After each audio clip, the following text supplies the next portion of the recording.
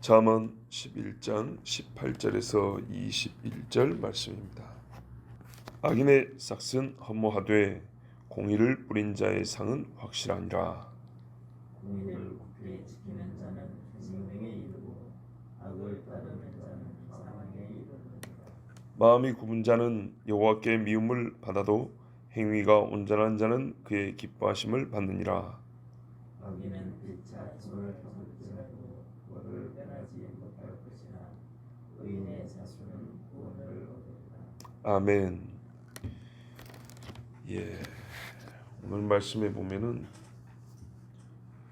악인과 의인에 대해서 말씀해 주시고 있는데, 우리가 특별 새벽 기도가 일주일이 있었다 보니까 조금 시간 거리감이 있죠.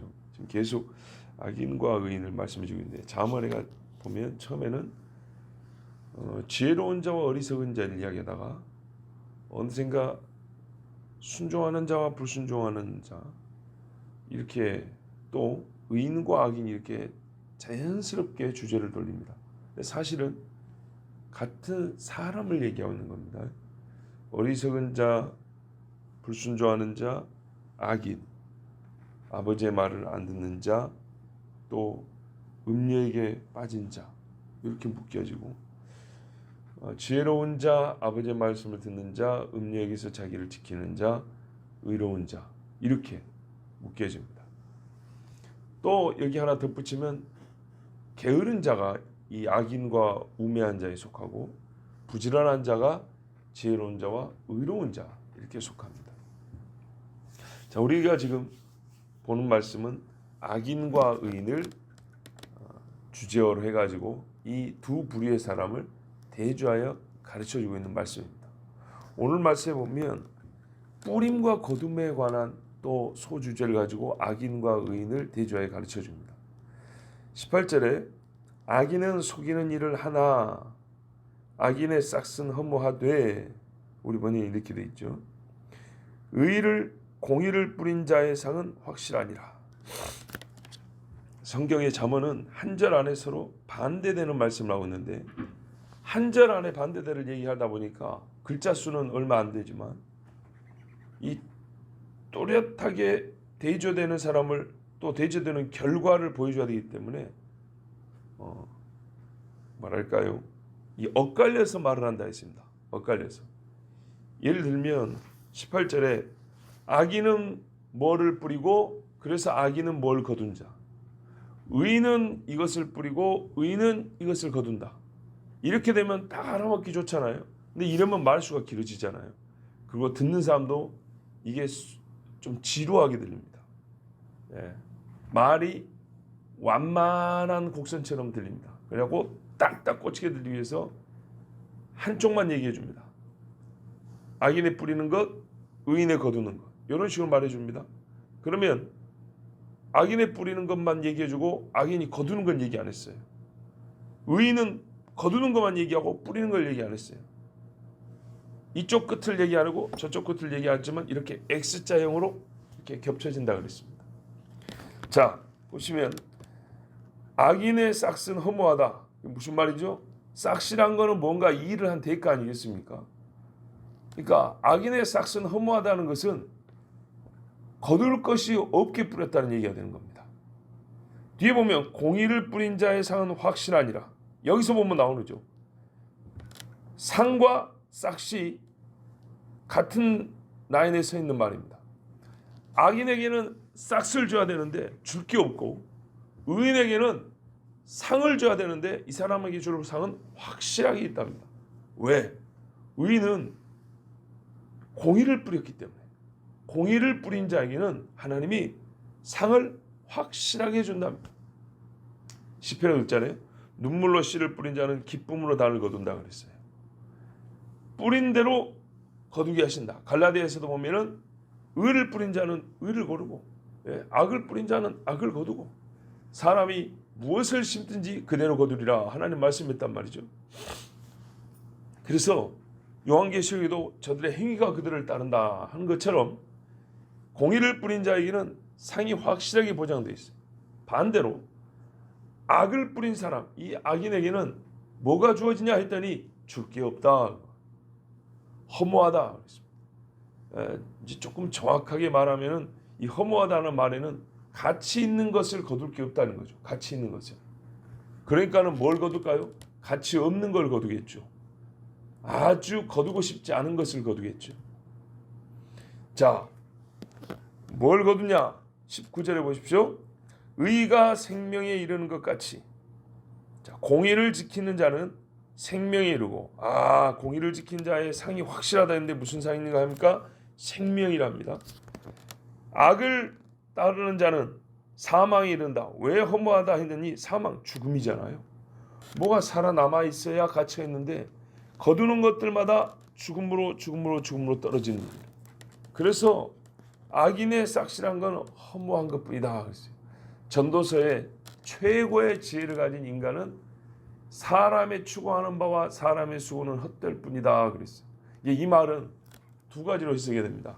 하나는 모든 것이 무가치하다 이런 말이 아닙니다. 궁극적으로 최종적으로 하나님 앞에서 인간에게 가치 있다고 여길 만한 것이 하나도 없다 그 말입니다. 하나님을 상대로 했을 때에 허무하다는 얘기지. 우리가 뭐 농사 짓는 것도 아무 의미가 없다는 것이냐, 뭐 옷을 입고 사는 것도 아무 의미가 없다 그런 말은 아닙니다. 근데 이 모든 허무한 것을 사람의 지혜로는요, 철학이란 말이 우리 이름 지을 때 철자 써요. 철수야 할 때 철자 똑똑하다는 뜻이거든요. 이 철이 철학이다. 그래서 똑똑함을 추구하는 이 학문, 지혜를 추구하는 이 학문을 한 사람들은 20세기가 되어서야, 즉 한 100년쯤 되어서야 허무주의라는 사상을 만들어냈어요. 인간의 삶은 허무하다 그러세요. 이 대전 큰 전쟁을 치러보고 나서야 인간이 아무리 기술이 좋고 뭐 문명이 발달했니 어쩌니 이런 소리 해봐야 결국에는 이거 가지고 수천만 서로 죽이고 피 흘리고 이거 왜 남는 게 없구나. 그래서 인간의 삶은 허무하다 인제서 알았어요. 근데 성경에는 수천 년 전에 이미 인간의 삶이란 것은 허무하다는 것이다 그걸 가르쳐줬는데, 솔로몬은 전도서를 썼고 그 전에 아담의 아들 있죠. 예, 아벨과 가인할 때 아벨이란 말 뜻이 원래 허무하다 그런 말입니다. 죄를 지은 그때부터 알았어요. 사람이 죄를 짓고 죄를 뿌리기 때문에 인간이 죄로부터 거둔 것은 하나도 쓸모 있는 것이 없도다. 인생이란 허무하도다. 이걸 그때부터 깨닫어요. 연기처럼 없어진다 그런 말입니다. 그래서 악을 따르는 자는 사망의 이름으로 허무한 것이고, 공의를 굳게 지키는 자는 생명이 이르니까 그 상은 확실하다 이렇게 말씀했습니다. 근데 우리 19절에 보면 생명에 이르고 그리고 악을 따르는 자는 이렇게 되어 있지만, 원래 말은 의가 생명에 이르는 것 같이 악을 추구하는 자는 사망에 이른다 이런 말입니다. 그러면 확실히 더 말이 강합니다. 의가 생명에 이르는 것, 이건 법칙입니다. 의는 반드시 생명에 이른다는 하나님의 법이 확실한 것과 같이, 그 정도의 견고함, 이 정도의 필연성을 가지고 의가 생명에 이르는 것이 확실하죠. 이 확실함의 필연성, 꼭 악을 추구하는 자는 사망에 떨어진다 그 말입니다. 상벌이 뿌린 대로 정확하고 확실하게 그 대상이 누구냐, 누가 이 의로운 것을 뿌렸고 악한 것을 뿌렸느냐, 그 사람에게 정확하게 상벌이 찾아와서 그가 한 만큼 주어진다. 이게 하나님 말씀입니다. 그러면 왜 이런 말씀을 주시죠? 의를 행하여 생명에 이르고 악을 버리고 사망에 이르지 말라는 말입니다. 20절에 보면 조금 더 자세히 보면 좀 다른 측면에서 똑같은 말씀을 반복해 줍니다. 마음이 굽은 자는 여호와께 미움을 받아도 행위가 온전한 자는 그의 기뻐하심을 받느니라. 자, 뿌림의 문제니까 악을 추구한다, 악을 따른다. 19절 이렇게 해줘. 따른다. 무슨 말이야? 마음이 기울었다는 얘기입니다. 요거를 하나님은 뭐냐면 하나님을 향해서 마음이 반듯하게 와야 되는데 삐뚤어서 옆으로 가버렸다는 얘기죠. 그래서 하나님을 향하여 마음이 이렇게 돌아가 버린 마음은 하나님께 이르지 못해. 그러니까 어떻게 해요? 하나님이 그 마음 굽은 것자를 미워한다 그랬어요. 에서의 마음은 굽었어요. 압살롬의 마음도 굽었어요. 요압의 마음도 굽었어요. 가룟 유다의 마음도 굽었어요. 예수님께 오는 것 같았어요. 내가 예수님이 분명히 12제자 부를 때 네가 나를 따르라 그랬거든요. 예 하고 나를 따르라 오다가 옆으로 가서 대제사장한테 가서 돈 달라 했어요. 여호와께 미움을 받습니다. 장자로 태어났으면 장자의 권리에 대하여 정말 사모하는 마음을 갖고 있었는데 에서는 우습게 여기고 가볍게 여겼다 그랬어요. 하나님 주신 여러분, 출생의 순서가 얼마나 중요합니까? 우리 인간은 살면서 여러 가지 권리 의무를 지는데요. 출생, 먼저 태어나고 나중 태어난 거에 의하여 주어지는 권리 의무가 막중합니다. 엄청나게 큽니다. 그런데 이거를 우습게 여기는 자들이 있어요. 또한 남과 남 사이에도 먼저 태어나고 나중 태어나고가 엄청난 중요한 의미를 가지는데 부모 자식은 이거는 두말하면 잔소리죠. 얼마 전에 어떤 어른이 그 부모하고 오래 떨어져 살다가 만난 자식한테 교훈하는 걸 봤어요. 뭐라느냐? 아무리 부모가 못나도 부모 없이 난 자식은 없느니라 그랬어요. 그 젊은 친구한테 그렇게 훈계를 하더라고요. 부모 없이 난 자식은 없다. 참 예수 믿고 목회까지 하는 저희지만 그 말씀이 다시 한번 마음에 와닿았어요. 그래요. 이게 엄청나게 중요한 거죠. 그런데 하물며 그런데 하나님 없이 난 영혼은 없느니라 했는데 하나님 앞에 마음이 삐뚤었고 하나님께 안 가고 사탄에게 가버린다. 살아있는 사람 부모도 당신 내 아버지 아니요 잃어버리면 진짜 사람이 살 가치를 못 느낄 정도로 진짜 허무해지고 괴로운데 어찌 하나님 앞에 당신 내 하나님 아니요 이럴 수가 있습니까? 당신 내 주님 아니요 하고 유다가 그렇게 했어요. 가증합니다. 우상 숭배와 다를 게 뭐고 음란하고 그 사람이 생각하는 더러운 일 중에 이보다 더러운 일들이 어디 있겠습니까?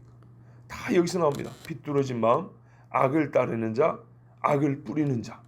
여기서부터 하나님께로 마음이 안 가니까 악한 말과 거짓된 행위를 해가지고 더러운 것들을 뿌립니다. 그것들은 하나님께서 키워주지도 않고 하나님께서 받지도 않습니다. 그러니까 하나님이 받은 게 없는데 뭔 싹을 주겠어요 그 사람한테. 행위가 정직한 자들은 하나님이 기뻐합니다. 행위 온전하라. 자, 아브라함이 그랬어요. 여호와를 믿으니 그를 의로 여기신지라 하면서 또한 하나님이 명령을 했어요. 너는 믿는 자이니까 내 앞에 서서 행위 온전하라 그랬어요. 왜? 네가 하는 거 보고 이삭이 배운다. 이삭이 하는 거 보고 에서와 야곱이 배운다. 그런데요, 이삭이 하나님 앞에 참 어릴 때 멋졌거든요 신앙이. 근데 뒤에 가면 에서를 향한 비뚤어진 마음을 갖게 되죠. 그죠? 큰 아들에 대한 비뚤어진 마음을 갖게 돼요. 하나님이 그걸 기뻐하지 않았어요. 그런데 한편 에서가 비뚤어집니다. 참 이거는 안타까운 일입니다. 뿌린 대로 거두는데 행위가 정직한 자들은 그의 기쁨이라. 우리가 성경에서 왜 다윗 하냐면 잠언을 우리가 읽으면서 말이죠. 쓰기는 솔로몬이 썼는데 예를 들 때는 대부분 다윗 이야기입니다. 여러분도 느끼시죠? 설교하는 저도 느낍니다.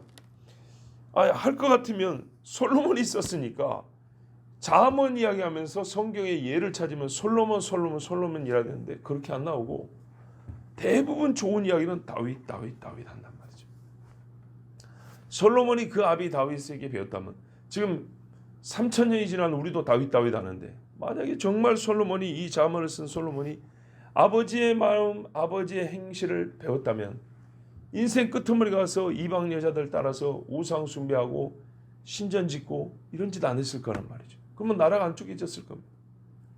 행위가 온전하단 말은 하나님 보시기에 바르다는 것인데 이게 어디까지 하느냐? 주님 앞에 설 때까지 쭉 가는 걸 얘기하는 겁니다. 단번에 끝나는 단회적인 행동을 온전하게 하라. 이 정도 아니고 아브라함의 삶 전체를 말하는 것처럼 우리가 죽을 때까지 온전한 행위로 가는 겁니다. 근데 20절에 보면 악인은 마음을 얘기했다가 의인은 행위를 얘기했다가 그래서 두 가지를 다 같이 말하는 의미다 이런 얘기죠. 악인은 비뚤어진 마음으로 행위가 온전하지 못하고 의인은 곧은 마음으로 행위가 정직해서 끝까지 하나님 앞에 이르고. 그래서 살면 살수록 곧은 길에 나오는 하나님 주신 상을 받으면서 확실한 그 상을 받으면서 끝까지 가다가 영원한 생명에 이른다는 말씀입니다. 그런데 우리가 전에도 봤지만 악인은 용기가 있는 것 같으면서도 겁이 많아서 같이 죄를 짓자 그럽니다. 손에 손을 잡는 자들이 많습니다. 압살롬이 아버지보다 젊습니다. 그런데도 불구하고 혼자 안 되니까 여러 사람들을 끌어모읍니다. 다윗의 사람을 빼앗습니다. 21절을 보십시오. 악인은 피차 손을 잡아도 벌을 면하지 못할 것이나. 왜 손을 잡냐 그랬더니 대부분 어떻게 손을 잡냐면요. 악을 성공을 합니다. 악을 성공을 하면 사람들이 악이라고 쉽게 말을 못합니다. 그렇죠?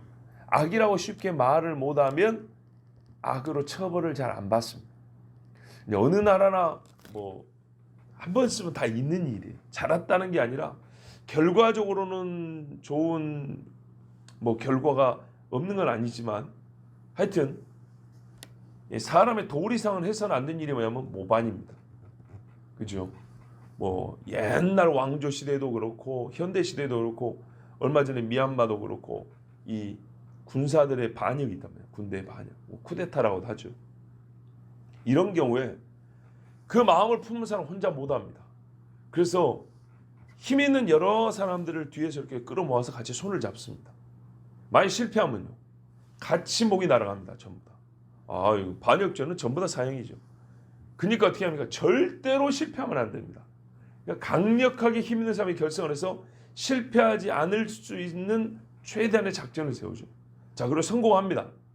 성공하면 어떻게 되죠? 그 사람들 반역죄로 처단 못합니다. 그죠? 예. 이 원리를 말씀한 겁니다. 악인은 피차 손을 잡습니다. 학교에서도요, 힘 있는 애가 지 혼자 나쁜 짓 하면 되는데 꼭 힘 있는 애들 모읍니다. 그래서 소위 이 폭력 서클이라는 걸 만들죠. 옛날에는 그랬어요. 그래서 다른 애들을 때리고 돈을 뺏고 하는데 가만 보면 주먹 좀 쓴다는 애들이지만 왜 혼자 못할까? 혼자 하면 분명히 다른 사람들이 말을 하고 그 애한테 저항을 할 겁니다. 근데 여럿이 하면요, 악을 행하기가 수월해집니다. 힘이 커지니까. 그리고 누가 잘못했다 소리를 쉽게 또 못합니다. 저항도 못해, 말도 못해. 결과적으로 자기들이 얻고자 하는 것, 돈은 얻을 수 있고 아이들이 굽신거리는 그것을 즐거워하는 그 쾌감, 그 맛볼 수 있다 이 말이죠.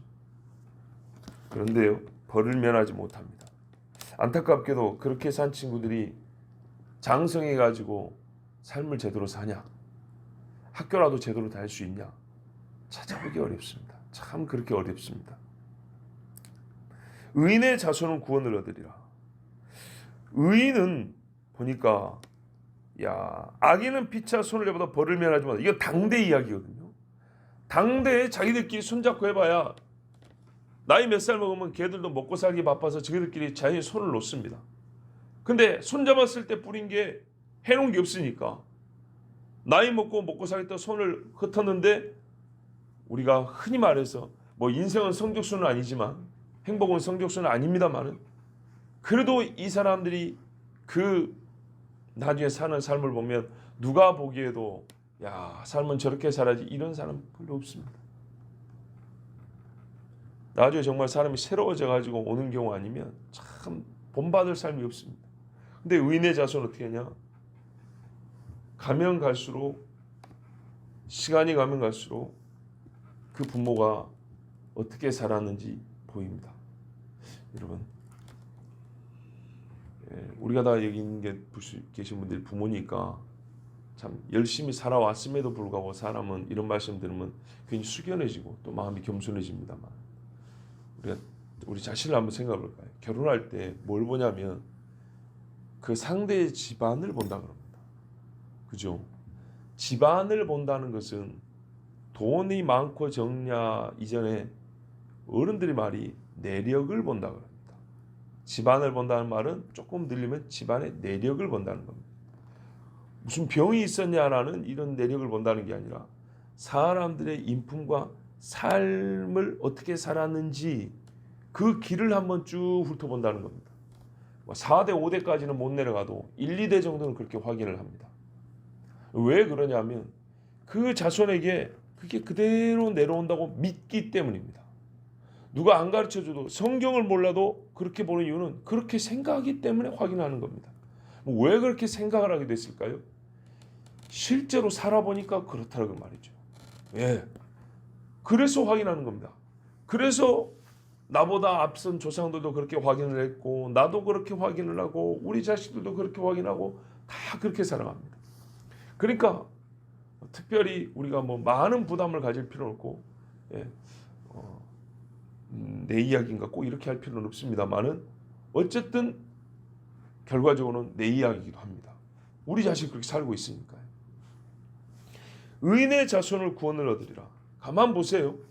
믿는 집안에서 믿는 자식이 나오고 믿는 집안에서 믿는 자식이 나오는 가능성이 훨씬 많지. 불신 집안에서 믿는 자식이 나오고 5대째 절을 2채를 지어준 집에서 목사가 나왔다. 이런 집은 거의 찾아보기 어렵습니다. 그러죠? 자, 그러므로 오늘 종합적으로 말씀이 뭡니까?